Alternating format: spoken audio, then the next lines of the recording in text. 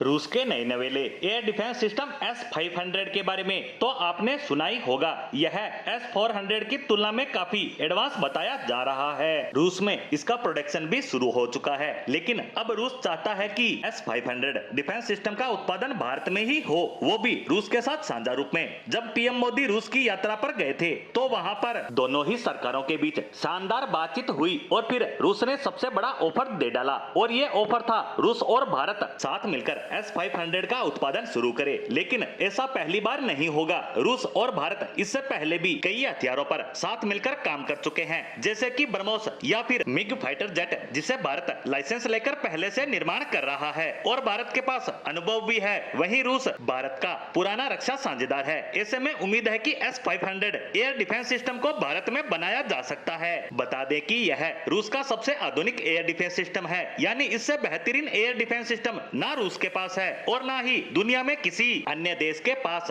अगर इसका उत्पादन भारत में शुरू होता है तो इससे देश का रक्षा उद्योग और ज्यादा बढ़ जाएगा, साथ ही देश की सुरक्षा का स्तर भी बढ़ेगा। भारत के पास रूस से खरीदे हुए S-400 एयर डिफेंस सिस्टम की 3 बैटरियां हैं और 2 और बैटरियां आने वाली है। ऐसे में अगर S-500 एयर डिफेंस सिस्टम का उत्पादन भारत में होता है तो काफी ज्यादा रणनीतिक और आर्थिक फायदा भारत को होगा। इकोनॉमी में इससे बड़ा सहयोग तो मिलेगा ही, साथ ही साथ भारत के पास एक ऐसी मिसाइल तकनीक भी होगी जो दुनिया में सबसे एडवांस और आधुनिक है। रूस का यह सबसे एडवांस डिफेंस सिस्टम किसी भी stealth fighter jet, hypersonic missile या फिर अंतरिक्ष में मौजूद सैटेलाइट को तबाह कर सकता है, और रूस ऐसा भी दावा करता है कि ये किसी भी बॉम्बर को भी मार गिरा सकता है। ये रक्षा कवच के साथ साथ घातक हमला करने वाला हथियार है। इसका पूरा नाम है S-500 प्रोमेटी, और प्रोमेटी का मतलब होता है प्रोमेटिपस। ये ग्रीस के प्राचीन अग्निदेव हैं। ये न सिर्फ आपको फाइटर जेट से बचाएगा, हाइपरसोनिक मिसाइल के हमले से बचाएगा,